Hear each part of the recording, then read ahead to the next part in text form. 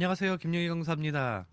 2025년도에 우리 예배 인도자님들과 그리고 구역 인도자님들께서 각자의 시간을 투자하여 구역화 활성화를 위해 예배 인도자 강의를 들으셨죠?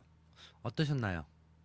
구역원들과 조금 더 가까워지셨을까요? 아마도 10분이라는 시간에 한 개의 챕터를 이해하기는 쉽지 않으실 듯 합니다. 첫 강의 시간 때 모든 강의가 마치면 우리가 뭐라고 얘기했습니까? 심화편을 준비하기로 기억하십니까? 오늘부터 그래서 총 8가지의 강의를 가지고 책과 교리, 그래서 이 내용들을 풍부하게 준비하여 심화편을 준비했습니다. 이번 8가지 강의를 통해서 여러분들이 큰 은혜 받으시길 바라고요. 또한 이번에는요, 노트와 펜도 준비해 보시고 더욱 깊이 있고 현 시대에 맞춰진 내용으로서 우리가 다 같이 나에게 맡겨주신 그 소명을 잘 감당하는 마음으로 배워보고자 합니다. 어쩌면 10분도 귀찮으셨던 분들도 있을 건데요. 그래서 이전 강의들을 모두 듣고 오늘부터 심화편 총 8가지 강의를 들으시며 더욱 구역 발전을 위해서 그리고 교회를 위해서 더욱이 하나님 나라 확장을 위해서 한 걸음 더 다가가실 수 있을 거라 기대를 해봅니다. 우리 강의에 앞서서 잠시 기도하는 시간을 갖도록 하겠습니다. 사랑과 은혜가 풍성하신 하나님, 오늘 우리가 한자리에 불러 모아주시고 주님의 몸된 교회와 그 지체인 구역에 대해 함께 배우고 고민할 수 있는 귀한 시간을 허락하시니 감사합니다. 오늘 나누는 강의를 통해서 형식적인 모임에 머물러 있던 우리의 구역이 초대 교회와 같이 생명력 넘치는 공동체로 회복되기를 소망합니다. 진정한 성도의 교제가 무엇인지 깨닫게 하시고 서로의 삶을 나누며 함께 울고 함께 웃는 작은 교회로 다시금 세워지는 결단이 시작되게 하여 주시옵소서. 주님 감사합니다. 예수님의 이름으로 기도합니다. 아멘. 오늘 우리는요, 살아있는 교회의 건강한 세포, 곧 현시대 구역 재조명이라는 주제로 여러분과 함께 귀한 시간을 갖게 되어서 기쁩니다. 많은 분들이 구역이라고 하면은요, 조금은 낡고 형식적인 모임 혹은 여성 성도님들의만의 친교의 시간으로 생각할지도 모르겠습니다.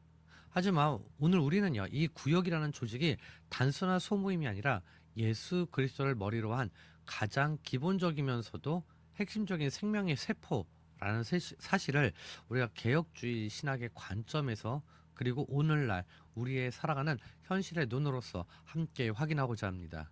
과연 우리의 구역은요, 건강하게 살아 움직이고 있나요? 아니면 이름만 유지한 채 겨우 명맥만 이어가고 있습니까?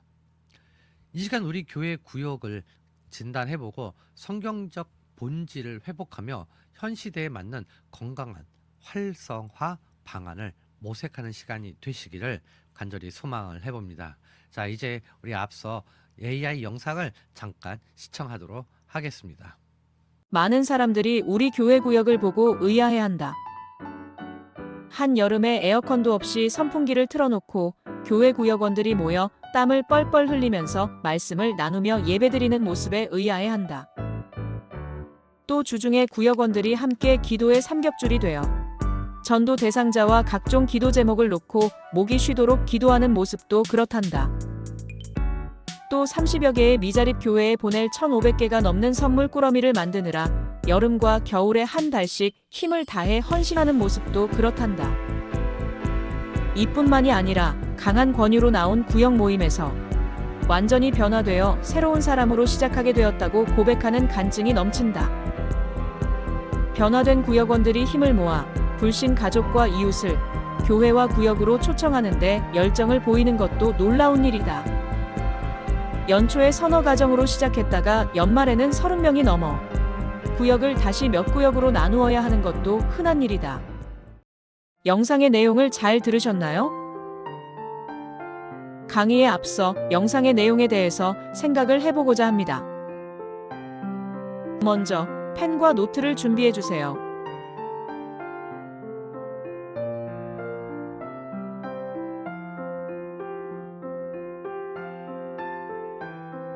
이제 2가지 질문을 드리겠습니다. 첫째, 위의 내용을 듣고 느낀 점과 생각을 노트에 간략하게 적어보시기 바랍니다. 시간은 20초 드립니다.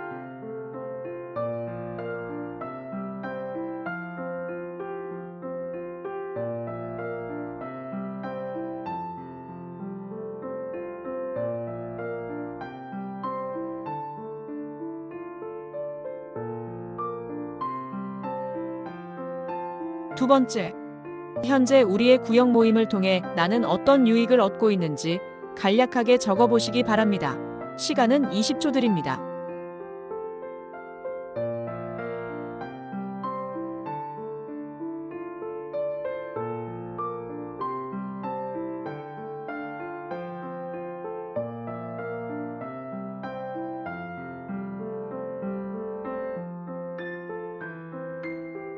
이 두 가지 내용을 잘 생각해서 적어보시고 오늘 강의를 통해서 유익한 정보를 얻어가시길 바랍니다.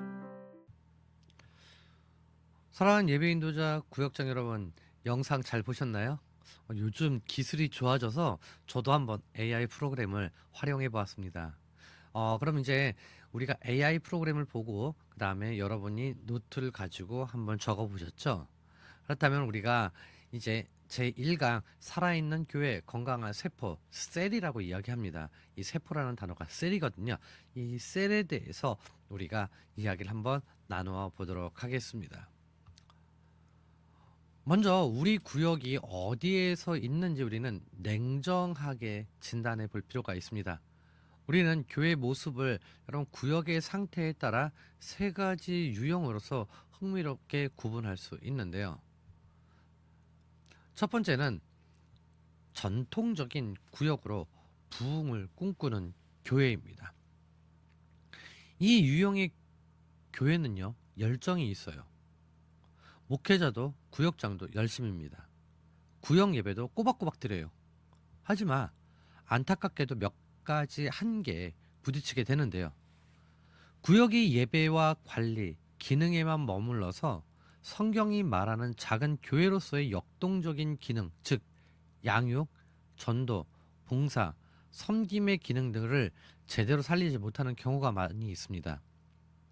모든 사역이 교육자 중심으로 이루어지는 평신도 사역의 자생력이 약하고 변화하는 시대와 성도들의 다양한 영적 필요에 민감하게 반응하지 못합니다.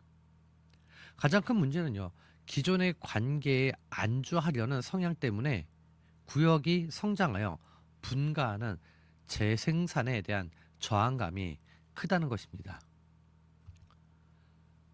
두 번째는 문제점을 파악조차 하지 못하는 교회입니다. 사실 가장 위험한 상태예요. 구역이 활력을 잃고 멈춰섰는데 원래 그랬으니까 뭐 작년에도 이렇게 했으니까 하는 무사안일주의에 빠져있는 교회입니다. 무엇이 문제인지 구체적으로 알려고 하지도 않고 변화를 위한 어떤 시도도 하지 않습니다. 속으로 골마 터지고 있는데 겉으로는 부흥을 외치고 각종 행사를 벌입니다. 하지만 성도들의 영적 갈증은 채워지지 않고 교회 공동체로부터 점점 멀어지게 되는 안타까운 현실에 직면하게 되는 거죠. 세 번째는 구역을 작은 교회로 인식하는 교회입니다. 이것이 바로 우리가 지향해야 할 모델인데요. 이 교회는 구역을 단순히 교인 관리나 행정의 하부 조직으로 보지 않습니다. 구역 하나하나를 교회 속의 작은 교회로 인식하며 목회의 가장 중요한 현장으로 여깁니다. 이런 구역 안에서는요, 예배뿐만 아니라 성도의 양육과 훈련, 그리고 구제와 섬김이 자연스럽게 일어납니다. 구역 자체가 지역 복음화를 위한 전도의 뜨거운 현장이 되고요. 구역원들은 안주하기를 원치 않으며 전도를 통해서 새로운 구역을 낳는 세포 분열, 즉 재생산에 대한 거룩한 열망을 품게 됩니다. 여러분, 우리 교회의 구역은 이 세 가지 유형 중 어디에 가장 가깝습니까? 정직한 진단이야말로 건강한 처방의 시작이기 때문에 우리 구역이 어떤 유형에 가까운지를 우리가 먼저 진단해 봐야 할 겁니다. 그렇다면 성경이 말하는, 그리고 개혁주의 신학이 강조하는 구역의 본질은 무엇일까요? 첫째, 구역은 초대 교회의 재현입니다.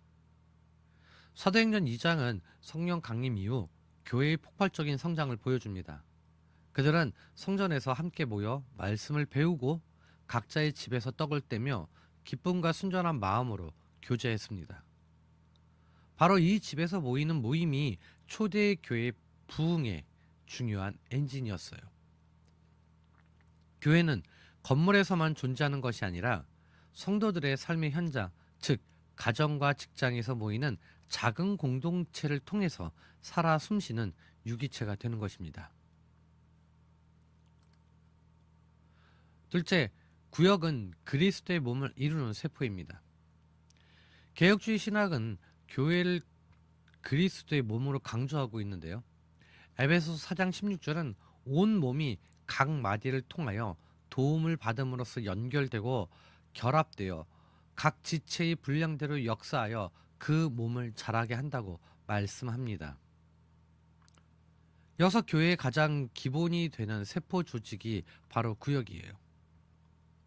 세포가 건강해야만 몸 전체가 건강하듯 구역이라는 세포가 살아 움직이고 끊임없이 영양분, 곧 말씀과 기도를 공급받고 노폐물, 죄와 갈등을 해결하면서 신진대사를 할 때 비로소 주님의 몸된 교회가 건강하게 성장할 수 있습니다. 이러한 성도의 교제와 연합의 원리는 우리의 신앙 고백서에서도 깊이 새겨져 있는데요. 웨스트민스터 신앙 고백서 26자 1항 성도의 교제에 관해서는 이렇게 고백을 합니다. 모든 성도는 그들의 머리이신 예수 그리스도에게 그의 성령과 믿음으로 연합되어 사랑 안에서 서로 연합되어 각자의 은사와 은혜 안에서 교제하며 내적인 인간과 외적인 인간 모두에 있어 서로의 유익에 도움이 되는 공적 및 사적인 의무를 수행할 의무가 있다라고 말합니다. 또한 하이델베르크 교리문답 제55문은 거룩한 보편적 교회와 성도의 교제에 대해서도 이렇게 가르치고 있습니다.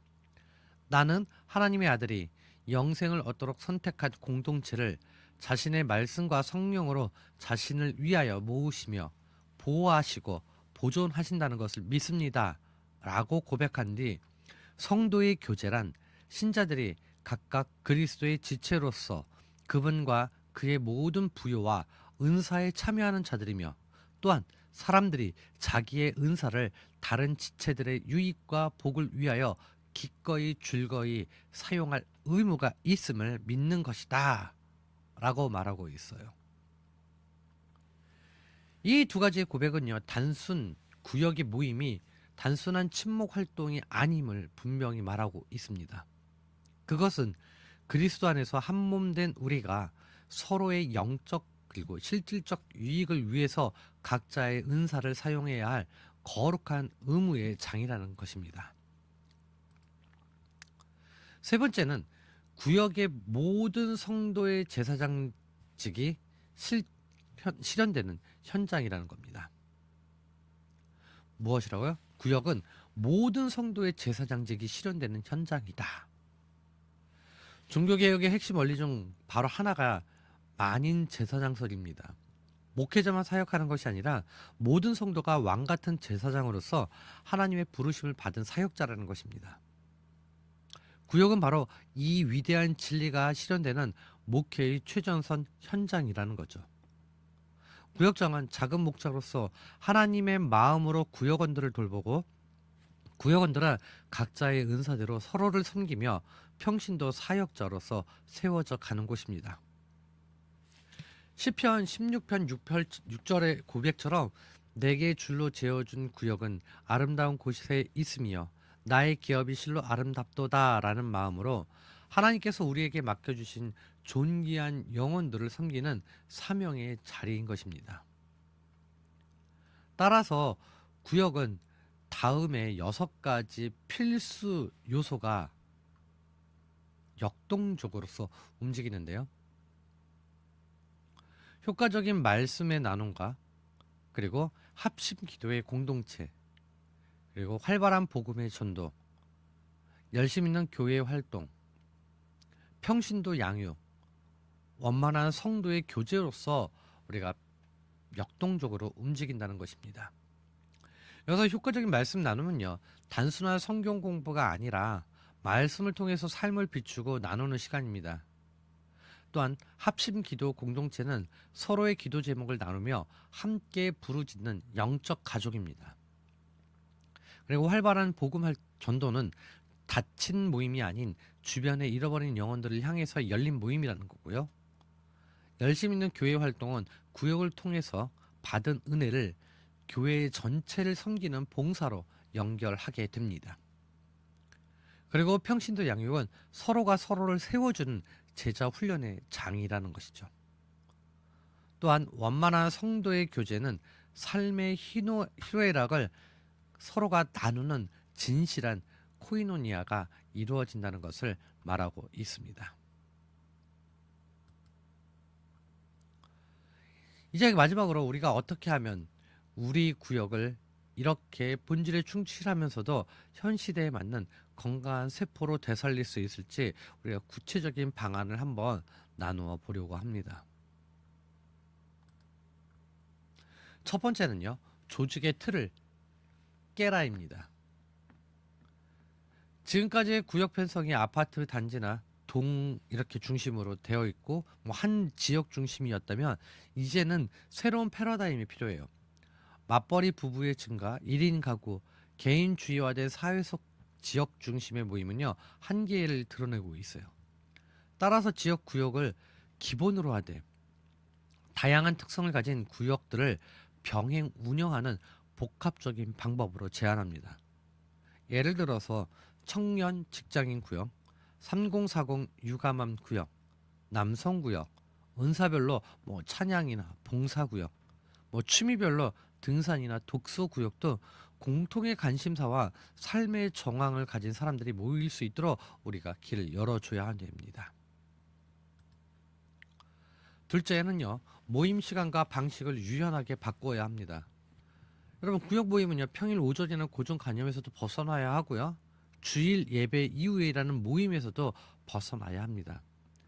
남성들과 직장 그리고 수많은 직장인들이 참여할 수 있도록 주중 저녁이나 주말 시간을 적극적으로 활용해야 합니다. 모든 구역이 매주 모여야 한다는 부담을 내려놓고 격주 모임이나 월 1회 중심의 모임 등 각 구역의 특성에 맞게끔 자율성도 부여하는 것도 좋은 방법 중에 하나겠죠. 세 번째는 구역장의 리더십을 세우는 것에 우리는 투자해야 돼요. 구역은요, 구역장의 리더십에 절대적인 영향을 받습니다. 지금 우리 함께하는 교회는 예배인도자겠죠. 인사가 만사라는 말처럼 준비된 구역장을 세우는 것이 바로 구역 활성화의 핵심이에요. 교회는 구역장을 임명하는 것에서 그치는 것이 아니라 구체적이고 체계적인 양육 시스템을 통해서 이를 작은 목자로 훈련해야 합니다. 소그룹 인도법, 상담 및 경청 훈련법, 말씀 묵상 훈련 등 이론과 실제를 겸비한 그리고 지속적인 교육이 반드시 필요하다는 것이죠. 네 번째는요, 모임의 핵심을 삶의 나눔으로 옮겨야 된다는 것입니다. 구역 모임이 지식 전달 주의의 그런 형식적인 성경 공부나 일방적인 예배 순서 진행으로서 흘러가서는 안 돼요. 가장 중요한 핵심은 진솔한 삶의 나눔입니다. 여러분, 한 주간의 삶 속에서 경험한 하나님의 은혜와 그리고 자신의 연약함을 나누고 그다음에 이를 위해서 함께 웃고 또한 함께 울며 함께 기도해 줄 때 구역은요, 진정한 영적 가족 공동체가 될 수 있어요. 우리 이제 한번 마무리를 한번 지어보겠습니다. 사도행전 9장 31절에서는요, 초대교회의 모습을 이렇게 요약하고 있습니다. 그리하여 온 유대와 갈릴리와 사마리아 교회가 평안하여 든든히 서가고 주를 경외함과 성령의 위로로 진행하여 수가 더 많아지더라. 든든히 서가는 교회 그리고 성령의 위로로 부흥하는 교회는요, 바로 건강한 소그룹 공동체 위에 서 있습니다. 구역은요, 여러분, 더 이상 교회 성장을 위한 여러 프로그램 중 하나가 아니에요. 구역은 교회의 본질의 그 자체이며 교회의 생명력을 가늠하는 시금석입니다. 우리의 구역이 형식적인 모임의 틀에서 벗어 던져지고 초대교회처럼 역동적인 작은 교회로 살아갈 때 구역원 한 사람 한 사람이 변화됩니다. 그리고 그 변화된 한 사람, 그리고 살아난 한 구역을 통해서 우리 교회 전체가 주님 안에서 든든히 서가며 부흥의 역사를 경험하게 될 줄로 믿으시기를 간절히 소망을 해봅니다. 우리는요, 이렇게 생각을 해야 됩니다. 멈춰 있는 구역에서 살아 움직이는 구역으로, 그리고 우리의 교회 세포를 여러분이 깨워주시기를 간절히 소망을 해봅니다. 이제 우리 구역을 한번 새롭게 합시다. 살아있는 세포, 그리고 건강한 구역을 통해서 하나님의 교회를 세워나가는 저와 여러분 되시기를 주님의 이름으로 간절히 소망을 합니다. 사랑하는 예배 인도자 구역장 여러분, 심화 1편을 이제 마무리 짓도록 하겠습니다. 지금까지 긴 시간 경청해 주셔서 감사합니다. 다음 시간에 또 뵙도록 하겠습니다.